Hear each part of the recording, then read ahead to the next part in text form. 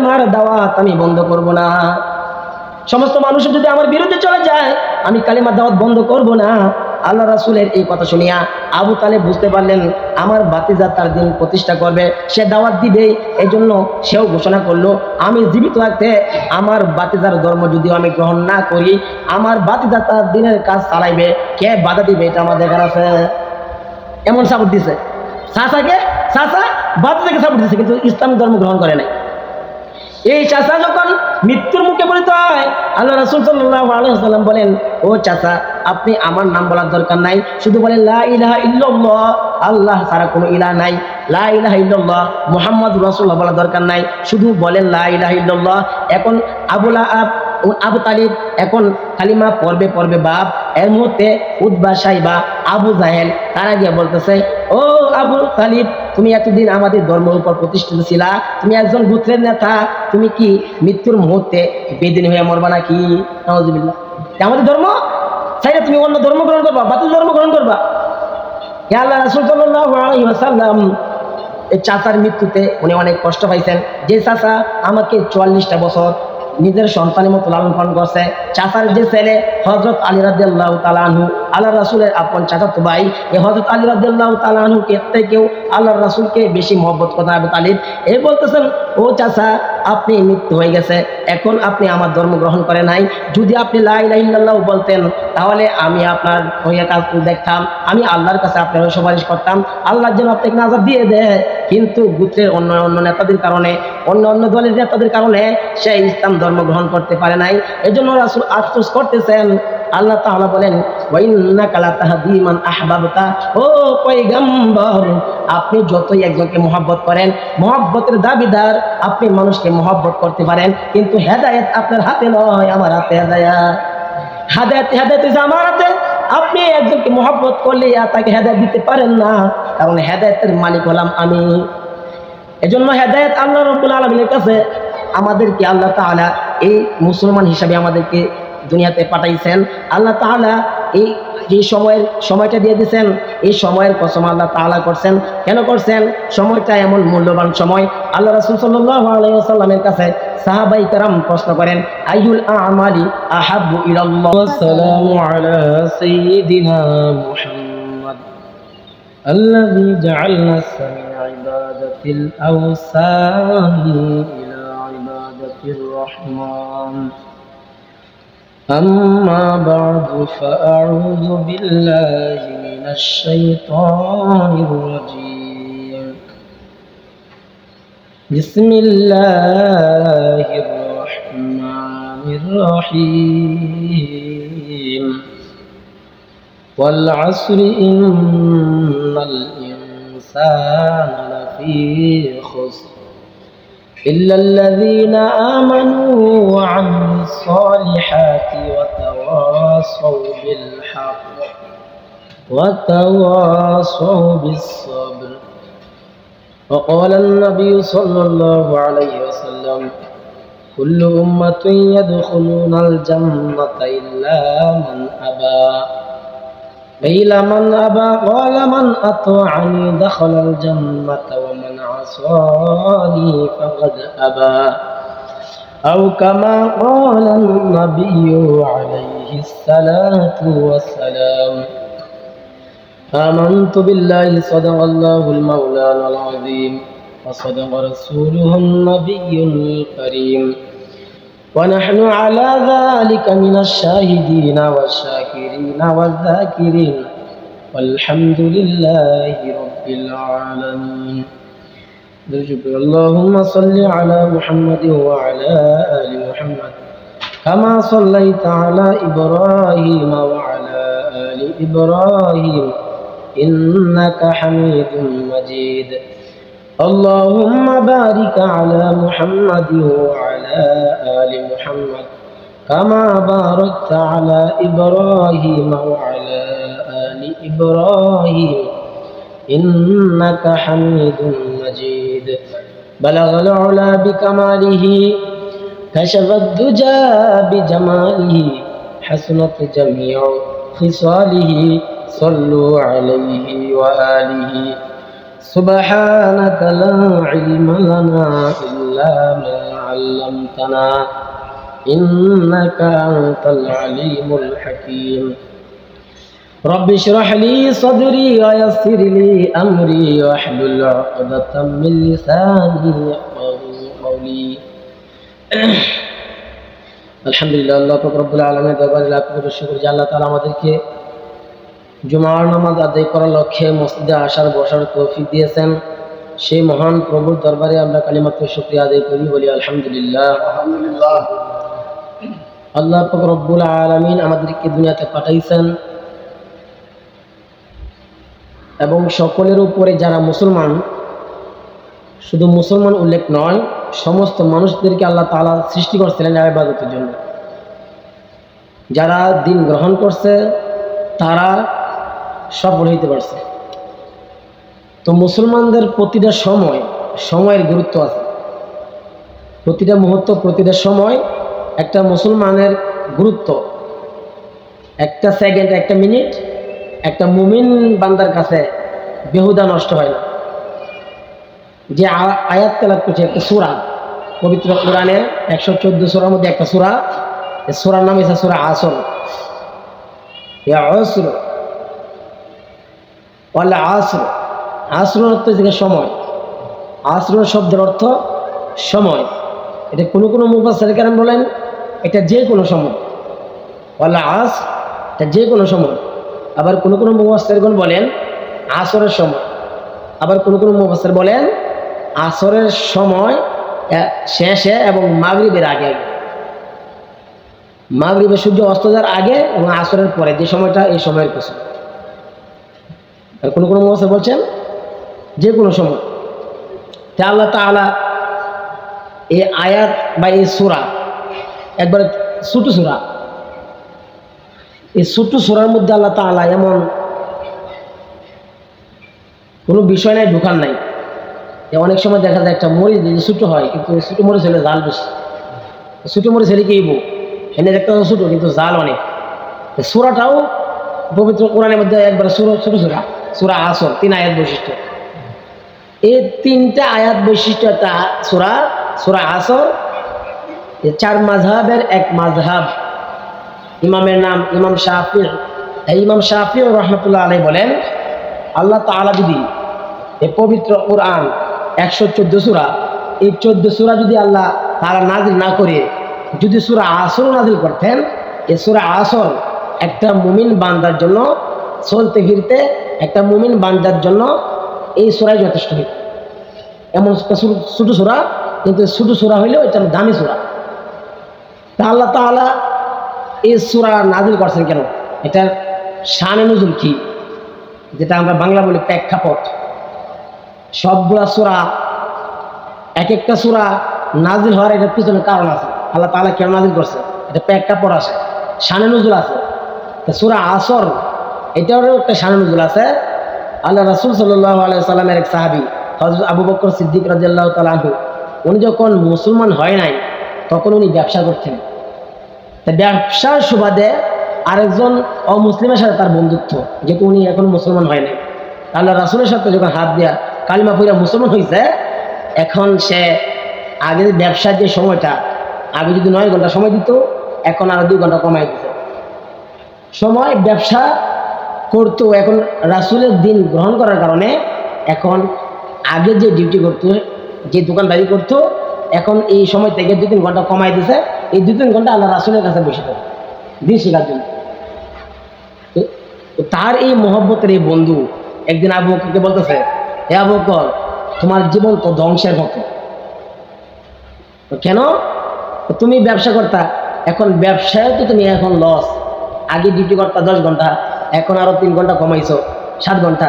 এখন তো তোমার বেচা কিনাও 3 ঘন্টা কম। একভাবে যদি প্রতিদিন 3 ঘন্টা করে কম দোকানদারি করো, তাহলে তো তোমার ব্যবসা লালবাতি জ্বলবে, তুমি ধ্বংস।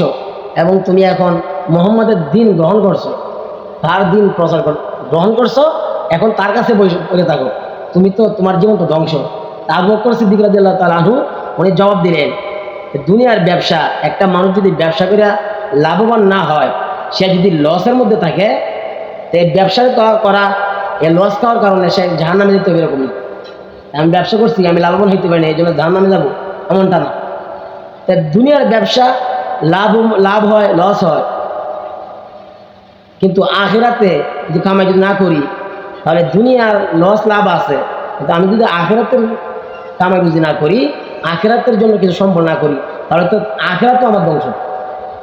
ধ্বংস তো তার জন্য যে সঠিক দিন না গ্রহণ করিয়া দুনিয়ার পিছে অন্য ধর্মের পিছে করিয়া রয়েছে, ধ্বংস তো সে। এই আবু বকরের এই কথাগুলো আল্লাহ তাআলার কাছে ভালো লাগছে।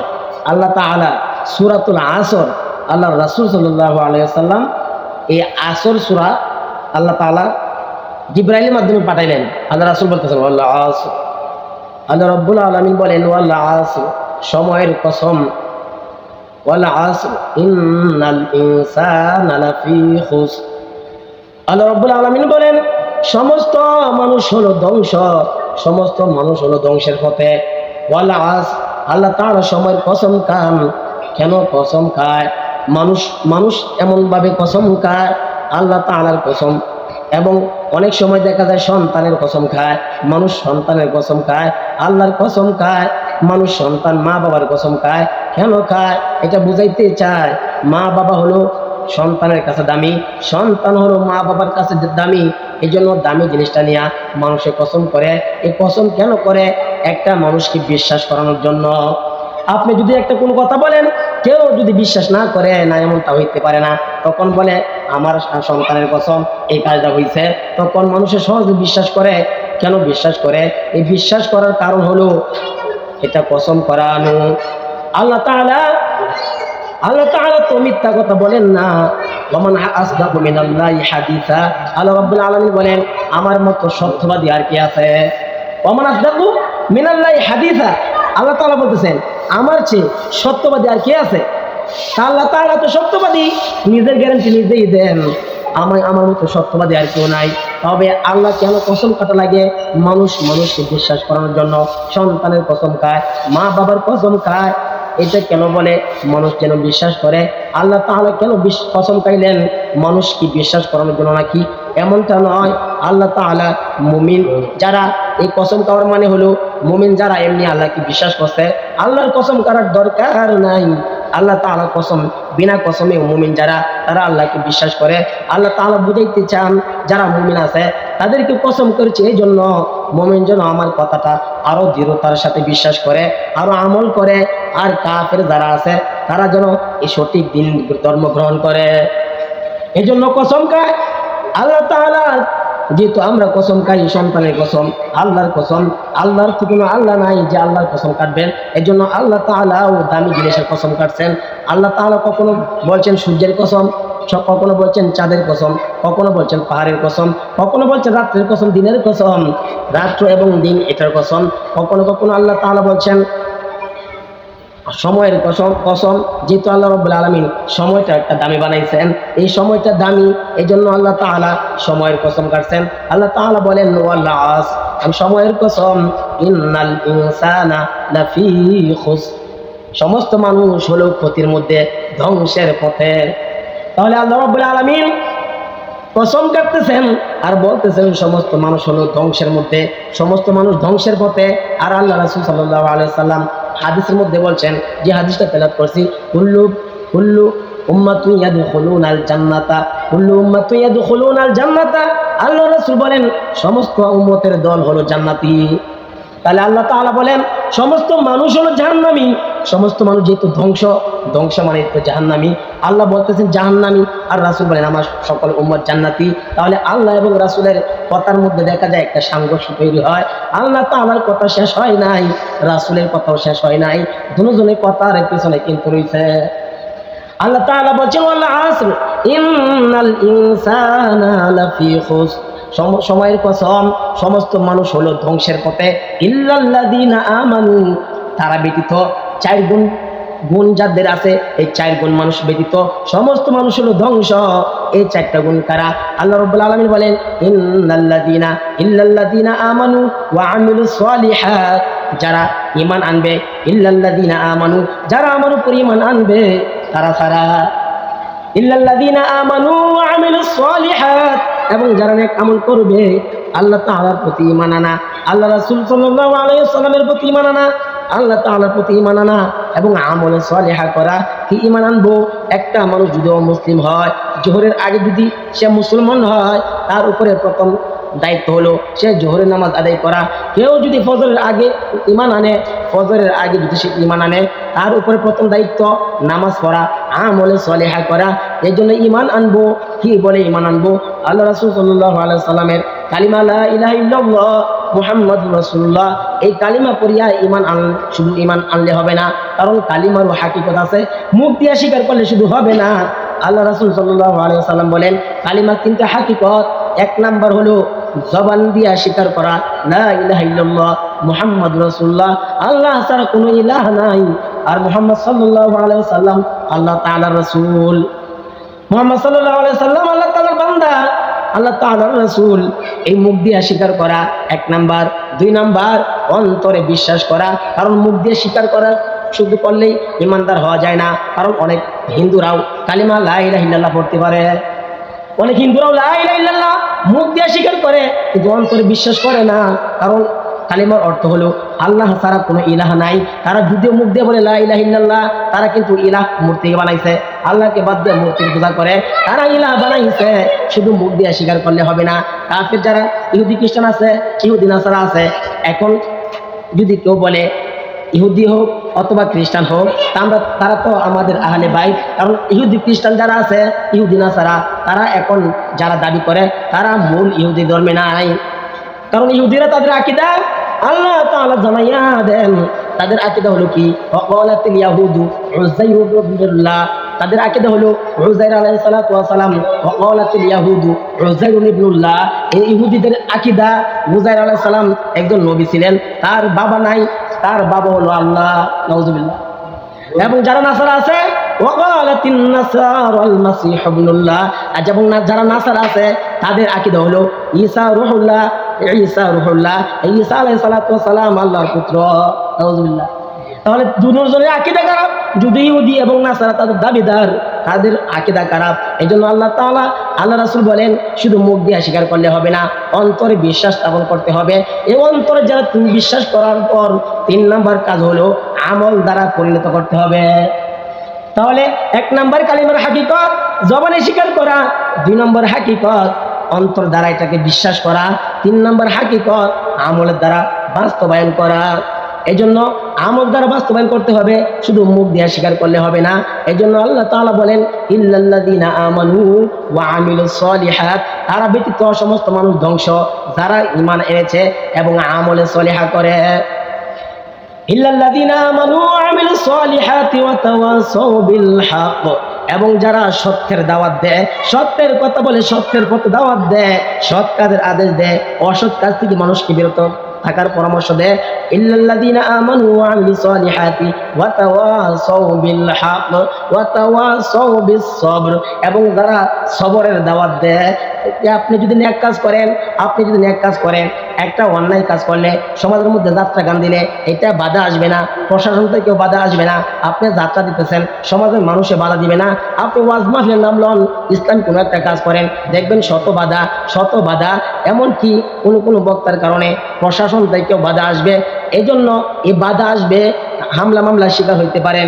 এই জন্য আল্লাহ তাআলা বলেন ওয়াতাওয়াসাউ বিস সবর, তোমার উপর তুমি যখন সৎ কাজের আদেশ দিবা, অসৎ কাজ থেকে মানুষকে বিরত রাখবা, তোমার উপর আসবে বিপদ।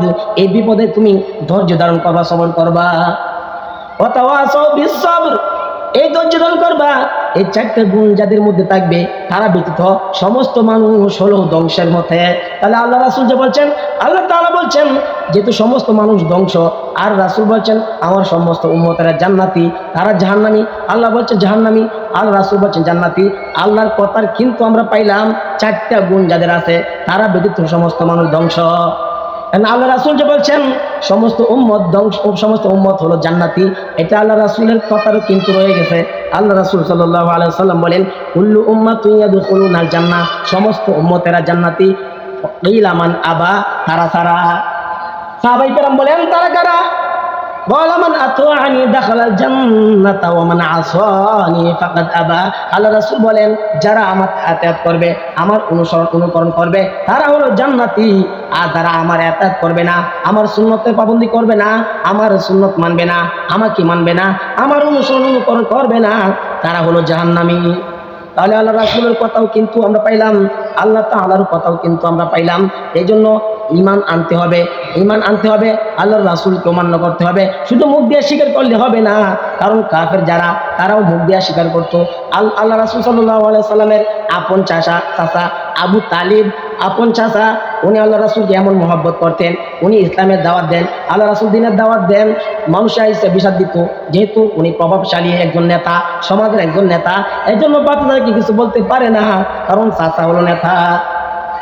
এ আবু জাহেল, তাদের কিছু গ্রুপের লোক যে বলতেছে উদ্বা সাহেব এবং আবু জাহেল আবু তালিবের কাছে বলতেছে, তোমার ভাতিজা এখন দেখি ইসলামের কথা বলে, আমাদের বাপ দাদা ধর্ম সে বিকৃত করিয়া সে এখন নিজের দাওয়াত দেয়, সে নাকি নবী, তোমার বাচ্চাকে তোমরা সামলাও না। তা যদি না হয়, যদি তোমার বাচ্চাকে না সামলাইতে না পারো, তাহলে কিন্তু যদি সামলাইতে না পারো তাহলে আমাদের হাতে ছেড়ে দাও।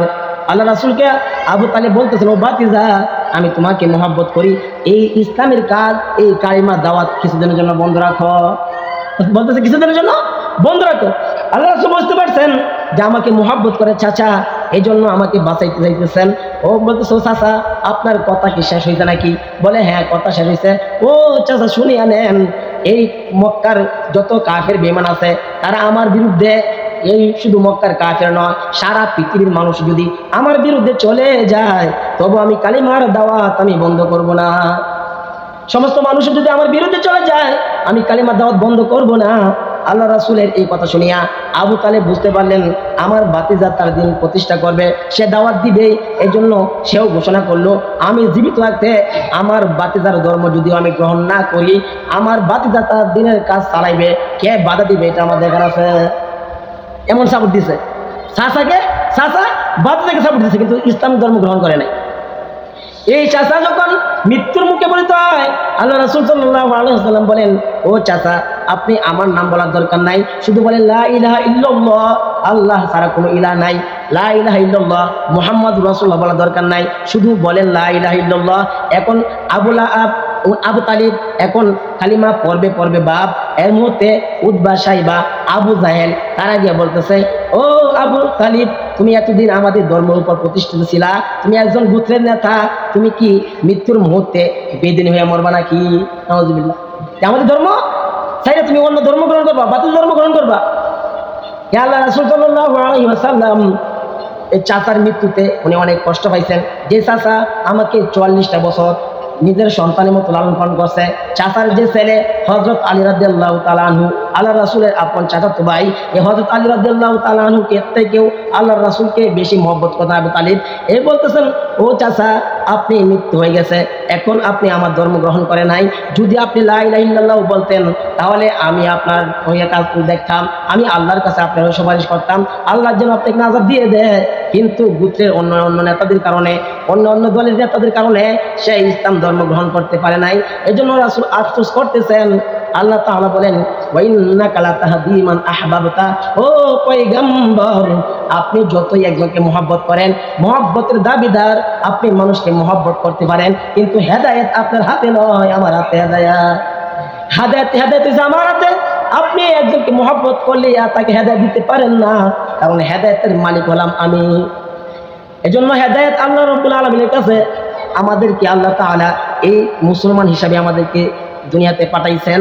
আল্লাহ তাআলা এই যে সময়টা দিয়ে দিয়েছেন, এই সময়ের কসম আল্লাহ তাআলা করছেন।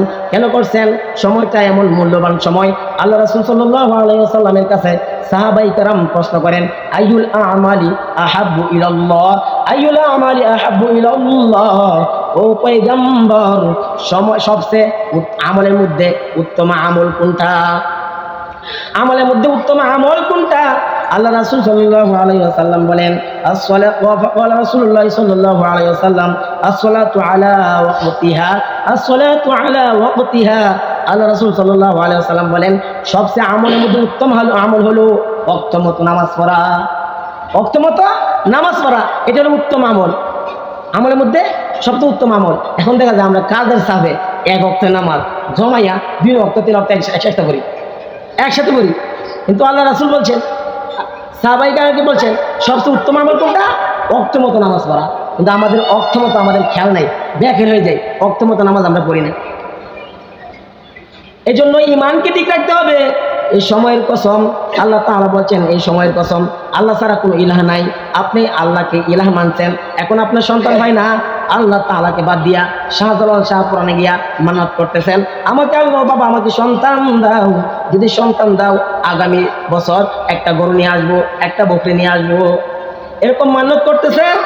এমন যদি হয় একজন মানুষ ইমানদার হয়, সে একাধারে নামাজ পড়তেছে, মনে করেন আপনি এক চিল্লার জন্য সিলেট জেলায় গেলেন, 40 দিন এক চিল্লা সিলেট জেলায় আপনি সময় কাটাইলেন, ওই এক চিল্লার মধ্যে তাকিয়া 5 ওয়াক্ত নামাজ পড়লেন, প্রতিদিন 40 দিন পর্যন্ত 5 ওয়াক্ত নামাজ জামাতে সহিত আদায় করলেন, এবং আওয়াবিন এবং এশরা 4 সাথে নামাজ, আরও যত ইবাদত আছে তাসবিহ তাহলিল যত ইবাদত আছে আরও চেষ্টা করলেন।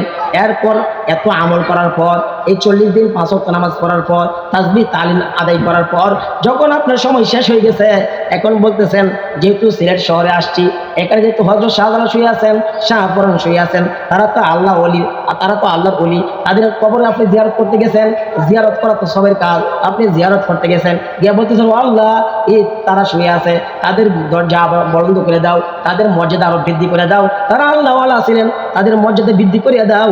এখন ভালো দোয়া করছেন এবং শেষে বলতেছেন ও বাবা আমার সন্তান হয় না, ও বাবা আমাকে একটা সন্তান দেয়া দাও। আপনাদের এত এই 40 দিন পর্যন্ত এত নেক আমল করলেন, এই এতদিন নেক আমল করার কারণে আপনার আমলগুলো নষ্ট হয়ে গেল। এই জন্য আল্লাহ রাব্বুল আলামিন বলেন ইয়া আইয়ুহাল্লাযীনা আমানু আতিউল্লাহ ওয়া আতিউর রাসূল, ইয়া আল্লাহ রাব্বুল আলামিন বলতেছেন ও ঈমানদারের দল, ইয়া আইয়ুহাল্লাযীনা আমানু আতিউল্লাহ, তোমরা আল্লাহর রাসূলকে আল্লাহর রাসূলের আনুগত্য করা, আতিউল্লাহ আল্লাহ তাআলার আনুগত্য করা, ওয়া আতিউর রাসূল এবং রাসূল সাল্লাল্লাহু আলাইহি ওয়াসাল্লামের আনুগত্য করা, ওয়ালা তুবতিলু আমালুকুম, তোমরা আমলকে তোমরা ধ্বংস করিও না, তোমাদের আমলকে তোমরা ধ্বংস করিও না। কিভাবে ধ্বংস হয়? 40 দিন আপনি সময় কাটানোর পর আল্লাহর ওলির দরবারে আপনি দোয়া করলেন, খবর জিয়ারত করলেন, তার জন্য আপনি দরজার জন্য দোয়া করলেন, শেষে বললেন আমার সন্তান হয় না, আমার ব্যবসা ভালো না, ও বাবা তুমি আমার ব্যবসা দেখো, ও বাবা তুমি আমাকে সন্তান দিয়া দাও। এটা বলার কারণে আপনি দিন এই 40 পর্যন্ত এত ইবাদত করছেন, সব ইবাদত বরবাদ হয়ে গেছে, নষ্ট হয়ে গেছে। এই জন্য আমরা কি কারণে আমল চলে যায়, এই জন্য আল্লাহ তাআলা বলেন ইল্লাল্লাযীনা আমানু, আগে ঈমান আনো, ওয়া আমিলুস সলিহাত, নেক কাজ করো। এই নেক কাজ কেন ধ্বংস হয়ে যায় আমাদের জানা নাই। আমরা প্রতি মুহূর্তে শিরকের সাথে লিপ্ত। আমরা কোন কারণে শিরক হয়ে যায়, মুখের কোন কথার কারণে শিরক হয়ে যায় আমাদের জানা নাই। এই জন্য আল্লাহ রাব্বুল আলামিন এই সময় দিয়েছেন, এই সময় একটা নিয়ামত। আল্লাহ রাসূল সাল্লাল্লাহু আলাইহি ওয়াসাল্লাম বলেন নি'মাতানি মাগবুবুন ফীহিমা কাসীরুম মিনান নাস, নি'মাতানি মাগবুবুন ফীহিমা কাসীরুম মিনান নাস, আসিহ্যাতু ওয়াল ফারাগ।